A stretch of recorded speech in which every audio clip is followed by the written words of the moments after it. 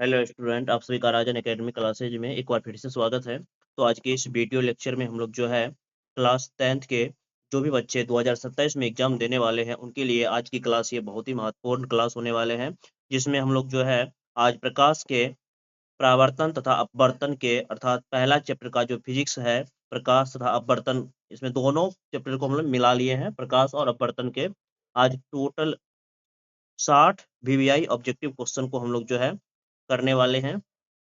इसमें सभी जो क्वेश्चन है बहुत ही महत्वपूर्ण क्वेश्चन है, जो बच्चे 2027 में एग्जाम देने वाले हैं उनके लिए तो बहुत ही महत्वपूर्ण क्वेश्चन होने वाले हैं। तो चलिए हम क्वेश्चन को शुरू करते हैं, और यदि आप लोग मेरे चैनल पे नए आए हैं तो प्लीज चैनल को सब्सक्राइब कर ले और लास्ट तक वीडियो को जरूर देखें। ये क्वेश्चन जो है बहुत ही महत्वपूर्ण, सभी एनसीईआरटी बेस्ड क्वेश्चन है।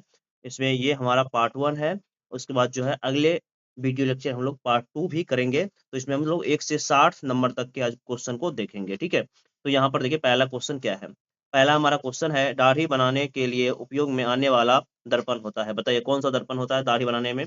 पहला ऑप्शन है अवतल दर्पण होता है, दूसरा ऑप्शन है उत्तल एवं समतल होता है, तीसरा है समतल दर्पण होता है, चौथा है ए और बी दोनों होता है। इसका राइट आंसर हो जाएगा एक नंबर का ऑप्शन ए, अवतल दर्पण जो है हम लोग उपयोग करते हैं दाढ़ी बनाने में। हजामती के रूप में जो है हम लोग अवतल दर्पण का उपयोग करते हैं। बाद में कि उत्तल दर्पण जो है ये साइड मिरर के रूप में करते हैं। समतल दर्पण का उपयोग जो है हम लोग इसका उपयोग जो है ये इस पर किरण पड़ते हैं, जैसे जितना दूरी पे वस्तु बनता है उतना दूरी पे प्रतिबिंब बनता है। तो इस प्रकार से इसका राइट आंसर हो जाएगा अवतल दर्पण। ठीक है, उसके बाद अगला क्वेश्चन देखेंगे। दूसरा नंबर क्वेश्चन में बोला है, निम्नलिखित में कौन सा पदार्थ लेंस के लिए प्रयुक्त नहीं किया जा सकता है। पहला ऑप्शन जल है, कांच है, प्लास्टिक है, मिट्टी। तो बताओ इसका राइट आंसर क्या होगा। तो इसका राइट आंसर हो जाएगा मिट्टी। मिट्टी जो है लेंस को बनाने में उपयुक्त नहीं होता है। उसके बाद अगला क्वेश्चन हमारा है तीसरा नंबर, निर्गत किरण तथा अभिलंब के बीच के कोण को कहते हैं।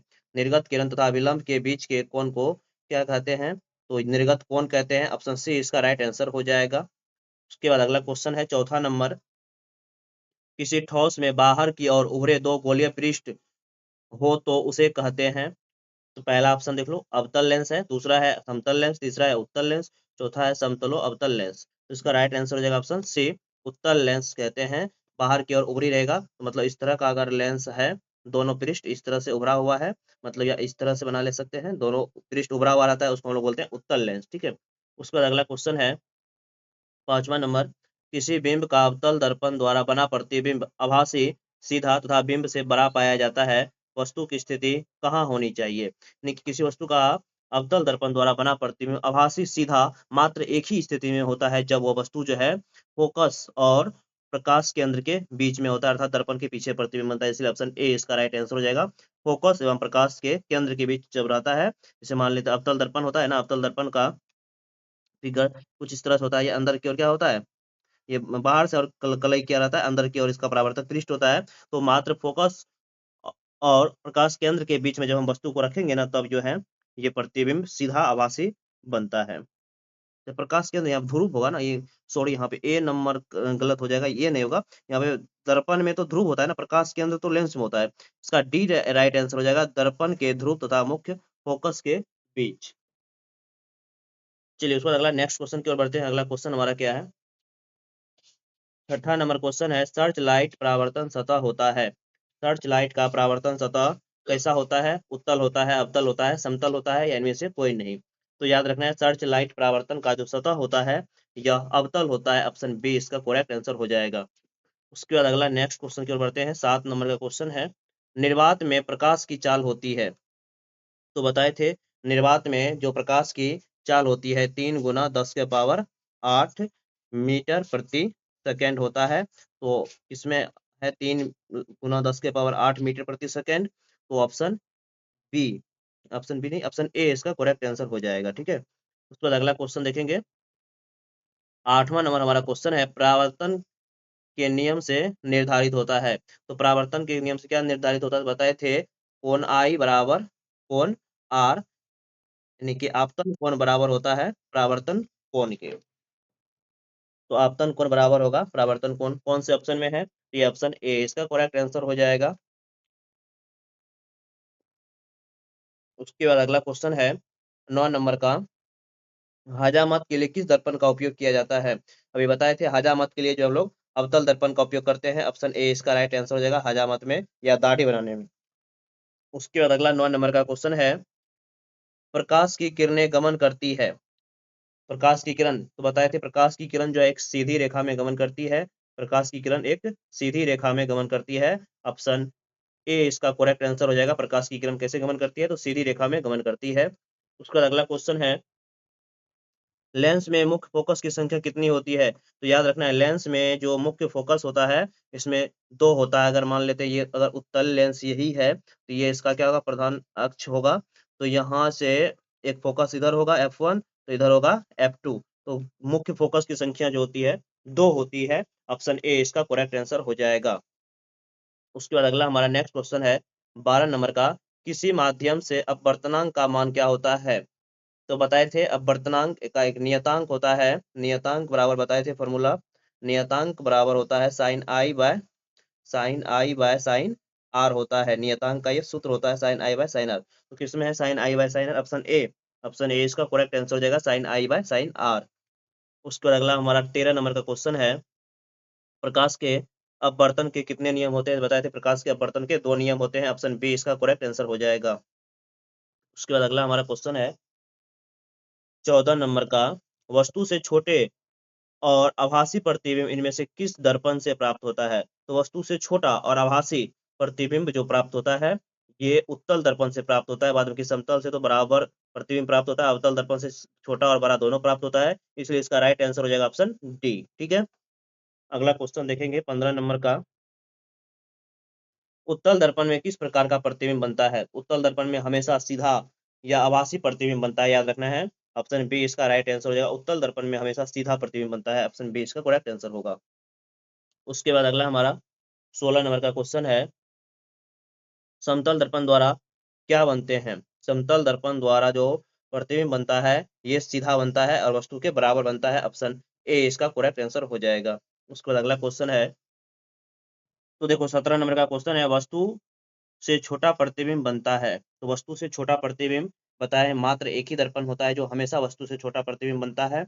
वह तो उत्तल में भी बनता है वस्तु से छोटा प्रतिबिंब, और अवतल में भी बनता है। इसीलिए इसका राइट आंसर हो जाएगा ए और बी दोनों। ऑप्शन डी इसका करेक्ट आंसर होगा।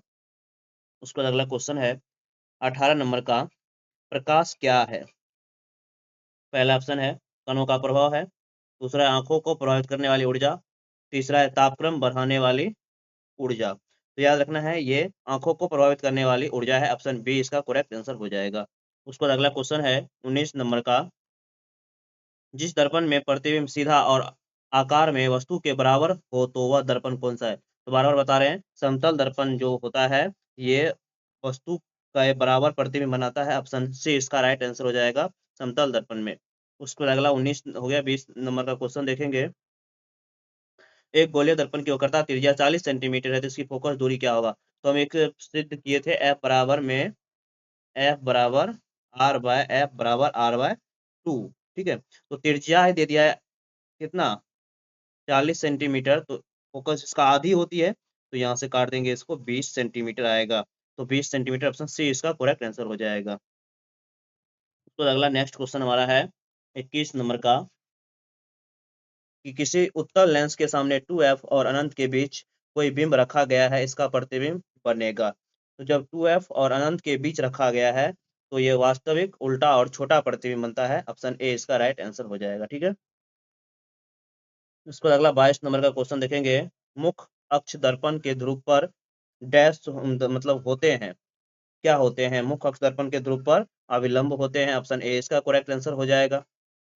उसका अगला क्वेश्चन है 23 नंबर का, कई लेंसों से बने एकल लेंस की उपयोगिता है किसमें? तो चश्मे के लेंस में, सूक्ष्मदर्शी के लेंस में, सभी प्रकार के लेंस में। तो याद रखना इसका राइट आंसर हो जाएगा सूक्ष्मदर्शी के लेंस में। ऑप्शन बी इसका करेक्ट आंसर हो जाएगा। उस पर अगला हमारा 24 नंबर का क्वेश्चन है, उत्तल दर्पण में बनने वाले प्रतिबिंब की प्रकृति है। तो उत्तल दर्पण में किस प्रकार का प्रतिबिंब बनता है?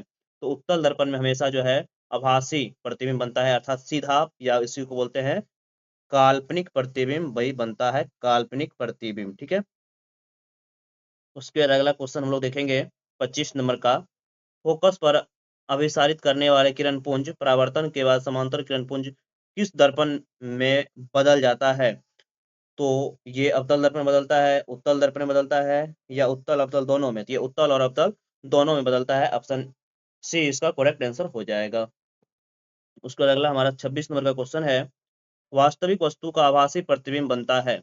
वास्तविक वस्तु का आभासी प्रतिबिंब जो है बनता है, तो कहाँ बनता है? समतल दर्पण में, उत्तल दर्पण में, अवतल दर्पण में, इनमें सभी दर्पण में। तो वास्तविक वस्तु का आभासी प्रतिबिंब जो बनता है ना, ये समतल दर्पण में भी बनता है, उत्तल दर्पण में भी बनता है, और अवतल दर्पण में भी बनता है। इसलिए इसका करेक्ट आंसर हो जाएगा इनमें से सभी। ठीक है। उसके बाद अगला हमारा क्वेश्चन है 27 नंबर का, तेल लगा कागज होता है। तो पता है ना, तेल लगा कागज जो होता है ये पारभासी होता है, जिसको हम लोग पारभासी, जिसमें हमें धुंधला धुंधला दिखाई पड़ता है। ठीक है, तो ऑप्शन सी इसका करेक्ट आंसर हो जाएगा। उसके बाद अगला क्वेश्चन है 29 नंबर का, डॉक्टर के उस लेंस की क्षमता होती है जिसकी फोकस दूरी कितना हो?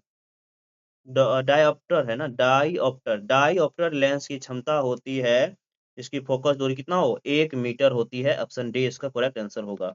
उसके बाद अगला हमारा क्वेश्चन है 28 नंबर का, एक अवतल दर्पण में वस्तु की स्थिति ध्रुव और फोकस के बीच है, तो इसका प्रतिबिंब होगा। तो बताए थे एक ही मात्र स्थिति है जिसमें अवतल दर्पण में प्रतिबिंब सीधा और वस्तु से बड़ा बनता है, वह है ध्रुव और फोकस के बीच। तो प्रतिबिंब कैसा बनता है? तो बड़ा काल्पनिक और बड़ा। ऑप्शन डी इसका करेक्ट आंसर हो जाएगा।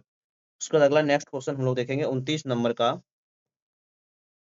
29 तो हो गया ना, 30 नंबर ना, यदि आपतन कोण आई और परावर्तन कोण आर हो तो क्या होगा? तो आई बराबर आर होगा। आपतन कोण परावर्तन कोण के बराबर होते हैं। ऑप्शन ए इसका करेक्ट आंसर होगा। उस पर अगला क्वेश्चन है 31 नंबर का, किसी फोकस दूरी की लेंस की क्षमता होगी। तो लेंस की क्षमता को हम लोग पढ़े थे, जब मीटर में रहेगा तो 1/f, सेंटीमीटर में रहेगा तो 1/100, 100/f सेंटीमीटर में अगर फोकस रहेगा तो। उसका अगला क्वेश्चन है 32 नंबर में, हवा में टंगी वस्तु को पानी के अंदर से पानी की सतह के लंबवत देखने पर वस्तु का प्रतिबिंब वस्तु से होगी अधिक दूर होगा या कम दूर होगा? तो याद रखना है ये अधिक दूर होता है। ऑप्शन ए इसका करेक्ट आंसर होगा, अधिक दूर। ठीक है। उसके बाद अगला हमारा क्वेश्चन है 34 नंबर का, किसी बिंब का वास्तविक तथा समान साइज का प्रतिबिंब प्राप्त करने के लिए बिंब को उत्तल दर्पण के सामने रखना होगा। तो समान और बराबर आकार का प्रतिबिंब प्राप्त करने के लिए वस्तु को 2f1 अर्थात फोकस से दुगुनी दूरी अर्थात वक्रता केंद्र पर रखना पड़ेगा। ठीक है। उसका अगला क्वेश्चन है 33 नंबर का, f बराबर r/2 सत्य है कौन दर्पण के लिए? तो याद रखना ये अवतल दर्पण के लिए भी सत्य है और उत्तल दर्पण के लिए भी सत्य है। इसलिए ऑप्शन डी इसका करेक्ट आंसर हो जाएगा, ए एवं सी दोनों। ठीक है। उस पर अगला क्वेश्चन है 35 नंबर का, मोटर गाड़ी का पार्श्व दर्पण होता है। तो मोटर गाड़ी का जो पार्श्व दर्पण होता है ये उत्तल दर्पण होता है, जो पीछे की देखने के लिए इसको हम लोग साइड मिरर के रूप में उपयोग करते हैं। ठीक है। उसके बाद अगला क्वेश्चन है 37 नंबर में, इसके बाद ये कितना था? 35। अच्छा एक क्वेश्चन छूट गया है यहाँ पे। क्वेश्चन से हीरा का अपवर्तनांक कितना होता है? हीरा का अपवर्तनांक जो होता है याद रखना है 2.42 डायोप्टर होता है। 2.42 होता है। अपवर्तनांक का कोई मात्रक नहीं होता। ठीक है। अब अगला क्वेश्चन है, अल्कोहल का अपवर्तनांक कितना होता है? तो अल्कोहल का अपवर्तनांक जो है 1.36 होता है। और याद रखना है ये हीरा का अपवर्तनांक जो होता है ये 2.42 होता है, जो कि सबसे ज्यादा अपवर्तनांक हीरा का ही होता है। ठीक है। अगला क्वेश्चन हम लोग देखेंगे। अच्छा यहाँ पे दिया हुआ क्वेश्चन यहाँ पे उल्टा हो गया है। ठीक है। उस पर अगला क्वेश्चन है 38 नंबर का, एक अवतल दर्पण में ध्रुव और फोकस के बीच रखी वस्तु का प्रतिबिंब बनता है। तो ध्रुव और फोकस के बीच रखी वस्तु का जो प्रतिबिंब बनता है तो ये बड़ा और आभासी बनता है। बताए हैं ध्रुव और फोकस के बीच जब रहेगा तो। अगला 39 नंबर का क्वेश्चन है, द्वि अवतल लेंस को कहा जाता है। तो द्वि अवतल लेंस को अपसारी लेंस कहा जाता है। ऑप्शन ए इसका करेक्ट आंसर हो जाएगा। उसके बाद अगला क्वेश्चन है, सिनेमा के पर्दे पर किस प्रकार का प्रतिबिंब बनता है? तो याद रखना है, सिनेमा के पर्दे पर जो है प्रतिबिंब बनता है, ये वास्तविक प्रतिबिंब बनता है। ऑप्शन ए इसका करेक्ट आंसर हो जाएगा। उसके बाद अगला क्वेश्चन है 41 नंबर का, उत्तल लेंस की क्षमता होती है, उत्तल लेंस की क्षमता धनात्मक होती है, और अवतल लेंस की अगर पूछता तो ऋणात्मक होगा, इसलिए इसका राइट आंसर हो जाएगा ऑप्शन ए। ठीक है, उसके बाद अगला क्वेश्चन की ओर बढ़ते हैं। 43 नंबर का क्वेश्चन हमारा है, आई बराबर आर नहीं लागू होता है, आई बराबर आर कौन दर्पण में लागू नहीं होता है? तो समतल दर्पण, अवतल दर्पण, उत्तल दर्पण, उत्तल दर्पण, अवतल दर्पण, समतल दर्पण, इनमें से कोई नहीं होगा। ठीक है, उसको अगला क्वेश्चन की ओर बढ़ते हैं। 44 नंबर का, 44 नंबर क्वेश्चन है, किसी गोलीय दर्पण तथा किसी पतले गोलीय लेंस दोनों की फोकस दूरियां -15 सेंटीमीटर है, तो दर्पण संभवतः या लेंस हो सकता है। तो देखिए यहाँ पे -15 सेंटीमीटर, तो दोनों क्या होगा?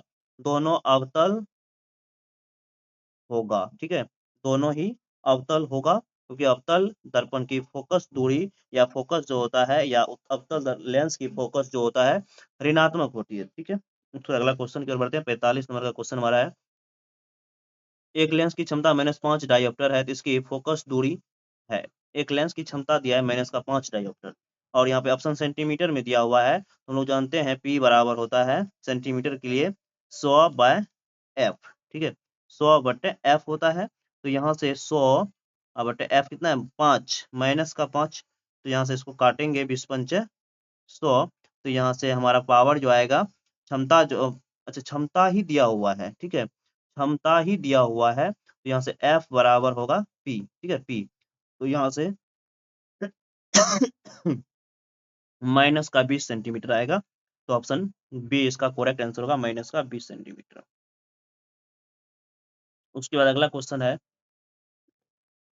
46 नंबर का, दो डायोप्टर क्षमता वाले लेंस की फोकस दूरी होती है, यानी कि फोकस दूरी F बराबर हम लोग जानते हैं सेंटीमीटर में, तो 100/P, तो 100/P कौन लेंस है? मालूम नहीं है, ये लेंस के बारे में नहीं बताया है, तो कुछ नहीं तो प्लस से होगा, तो यहाँ पे 2 करेंगे तो 50 सेंटीमीटर आएगा, ऑप्शन ए इसका करेक्ट आंसर होगा। उसके बाद अगला हमारा क्वेश्चन है 47 नंबर का, लेंस की क्षमता का एसआई मात्रक होता है, तो लेंस की क्षमता का एसआई मात्रक जो होता है ये डायोप्टर होता है, ऑप्शन सी इसका करेक्ट आंसर हो जाएगा। उसके बाद अगला हमारा क्वेश्चन है 48 नंबर का, समान फोकस दूरी के उत्तल लेंस और अवतल लेंस सटाकर रखे गए हैं, यह युग्म काम करेगा, कौन लेंस की तरह काम करेगा? तो याद रखना, ये कांच की आयताकार झिल्ली की तरह काम करेगा, ऑप्शन सी इसका करेक्ट आंसर हो जाएगा, कांच की आयताकार झिल्ली की तरह काम करता है। तो अगला हमारा क्वेश्चन है 49 नंबर का, उत्तल लेंस द्वारा तब काल्पनिक प्रतिबिंब बनता है जब बिंब रहती है, तो बिंब कहाँ रहेगा? फोकसांतर के अंदर रहेगा, तब ना बनेगा, तो ऑप्शन सी, यानी कि बोल सकते हैं प्रकाश केंद्र और फोकस के बीच में रहता है ना, तब लेंस में, उत्तल लेंस में जो है प्रतिबिंब बड़ा बनता है, और काल्पनिक बनता है, सीधा बनता है। उस पर अगला हमारा 50 नंबर का क्वेश्चन है, उत्तल लेंस में जब बिंब फोकस एवं लेंस के बीच रखी जाती है तब प्रतिबिंब बनता है, तुरंत बताए हैं, काल्पनिक और सीधा बनता है, ऑप्शन ए इसका करेक्ट आंसर हो जाएगा।